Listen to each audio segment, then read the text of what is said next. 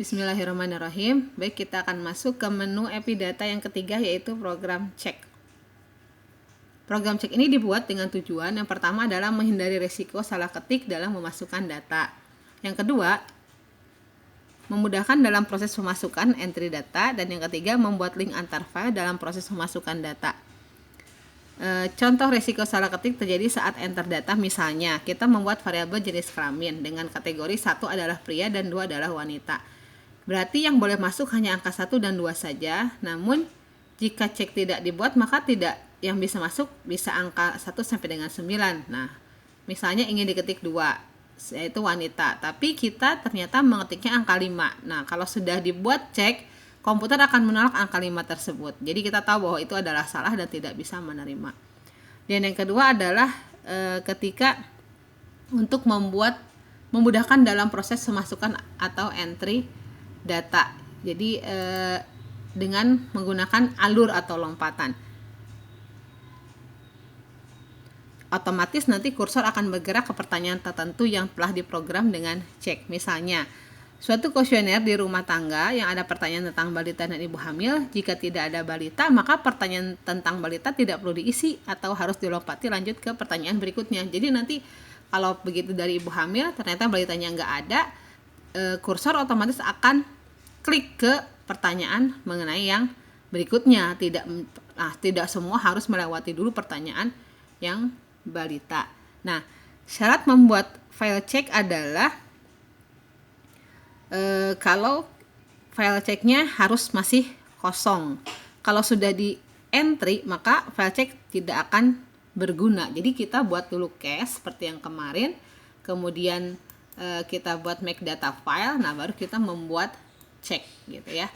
Cek ini fungsinya kan mengatur. Nah, ada beberapa menu utama dalam cek. Yang pertama adalah daftar list atau variabel. Nah, kita bisa lihat contoh variabel di sini. Yang akan tertulis di sini adalah yang kita kasih tanda kurung kurawal pada saat kita membuat nama variabel dalam format cache gitu ya. Kemudian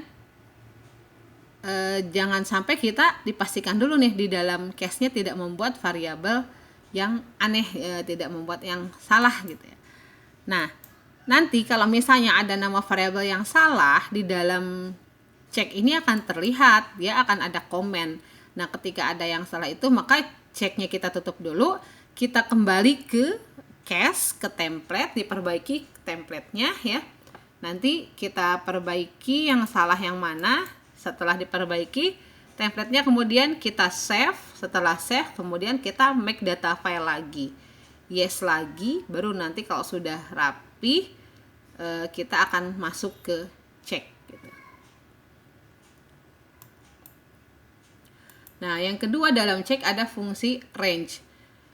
Range ini berfungsi untuk membuat batasan nilai yang boleh masuk. Misalnya, tadi jenis kelamin 1 pria, 2 wanita. Nah, yang boleh masuk hanya angka 1 dan 2 saja, maka pada kotak range ditulis 1 strip 2 gitu ya. Kemudian kalau misalnya kita mau memberikan data yang hilang atau missing, dikatakan tidak ada data atau kosong, maka kita bisa menambahkan 9. Jadi 1 strip 2, 9 sehingga penulisan menjadi range legal 1 strip 2,9. Nah, ini untuk yang tadi tujuan pertama, melakukan pembatasan dalam pengisian data. Yang berikutnya adalah jam. Jam ini berfungsi untuk memudahkan dalam proses entry data. Misalnya jika ada pengisian yang dilompati, contohnya pertanyaan nomor 3, jika tidak bekerja atau data hilang, maka pertanyaan ketiga tidak perlu diisi atau dilompati, langsung ke nomor 4. Misalnya gini, apakah ibu bekerja? V03. Iya. Kalau iya kan disebutkan tuh pekerjaannya. Nah, kalau tidak, maka dia langsung ke nomor 4.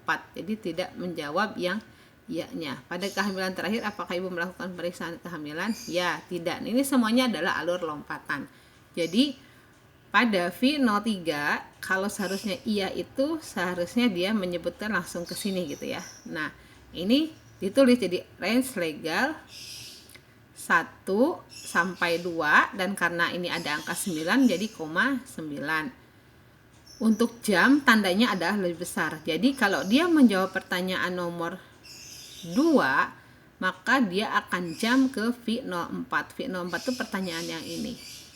Ya, kalau dia jawab nomor 9, maka dia akan jam ke V04 juga. Kenapa? Karena kalau dia jawab nomor 1, kursor akan menempatkan di posisi ini untuk diisi, sebutkan apa.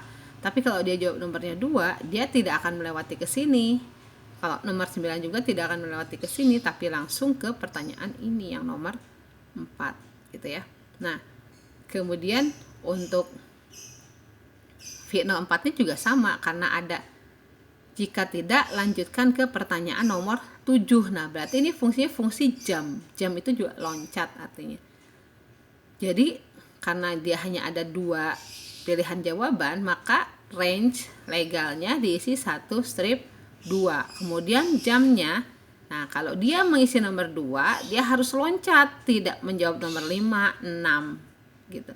Jadi kalau dia mengisi nomor 2 tidak, maka jam ke nomor 7. Jamnya diisi 2 lebih besar dari V07 gitu ya, untuk salah satu contoh fungsi jam. Nah, ini yang diketik nanti kita di sebelah sini. Nah, kemudian contoh lagi masih di fungsi jam. Misalnya pertanyaan nomor 9. Setelah lahir apakah bayi ditimbang gitu ya. Ini kan pertanyaan ke nomor 09. Nah, nanti range legalnya diisinya 1 strip 2,9. Kenapa sih ini koma? Dikarenakan bukan sampai, tapi ini 1 sampai 2, koma, angka berikutnya yang boleh masuk adalah 9 gitu. Kemudian untuk jam, nah nomor 2 jamnya keselesai. Nomor 9 kalau dia jawab tidak tahu atau tidak jawab, jamnya pun keselesai. Maka jamnya diketik, karena nomor 1 nggak pakai jam, nomor 2 dan 9 pakai jam, maka diketiknya adalah 2 lebih besar right. Jadi right itu kalimat untuk menyatakan bahwa data ini sudah selesai dan siap ditulis gitu loh. Siap ditulis atau direkam. Kemudian koma 9 lebih besar dari tanda lebih besar, kemudian ketik right. Ini diketik langsung ya. Dan ini adalah contoh fungsi jam. Nah, kemudian berikutnya adalah fungsi mass enter. Mass enter ini berfungsi untuk memberitahu kepada pengentri data bahwa variabel ini tidak boleh kosong. Jadi kalau kita harusnya mengisi dia variabel tersebut tapi kita tidak isi, maka kursor tidak bisa digerakkan, akan tetap di situ saja. Gitu ya. Biasanya digunakan pada nomor identifikasi dan variabel penting lainnya. Nah, jangan semua variabel harus dibuat mass enter ya, karena nanti akan menyulitkan kita dalam memasukkan data. Kemudian yang kelima adalah fungsi repeat. Repeat ini berfungsi untuk mengulangi data yang pernah dimasukkan pada record sebelumnya. Misalnya jika responden atau record 1 pada variabel provinsi misalnya isinya sama dengan yang lainnya. Ini jarang kita gunakan. Yang keenam adalah value label. Value label berfungsi untuk membuat label dari value, nilai atau kode yang di entry. Misalnya tadi jenis kelamin kodenya 1 dan 2. Nah, jika kita ingin membuat label, silakan diklik nanti tanda positif sebelah kanan dan selipkan ketikan antara variabel dengan n dengan tulisan seperti ini. Variabel 1 spasi laki-laki. Nah, ini pakai strip tapi nggak ada spasi. Yang kedua 2 spasi perempuan, baru kemudian ini ada n ya, di atasnya ada variabel. Kemudian nanti kita klik accept and close. Accept and close itu berarti dibuat dan kita tutup. Nah, kemudian yang ketujuh adalah edit. Edit ini fungsinya untuk menampilkan sebagian besar isi dari program cek, dan kita bisa menambahkan program cek lain yang diperlukan dengan mengetik langsung pada ruangan yang disediakan. Kalau kita mau edit, kita ketik langsung, tidak pakai fungsi tadi. Contohnya, tadi V03 range-nya 1 sampai 2. Ini kan ada di kotak editan ya. Jamsnya 2, jam ke 04, 9 jam ke 04. N, ini N lagi. Nah, itu ya. Kemudian ini jika diperlukan saja, kalau tidak diperlukan tidak apa-apa. Yang terakhir adalah, yang ke-8 adalah save. Berfungsi untuk menyimpan program cek dalam file, contohnya namanya kia.chk. Kalau kemarin kan cache pakainya titik atau .cache. Kalau make data file pakainya rect. Nah, kalau sudah membuat pengaturan dengan cek, maka kita membuatnya adalah .chk. Kemudian berikutnya adalah close, dan close ini adalah fungsinya untuk keluar dari program cek.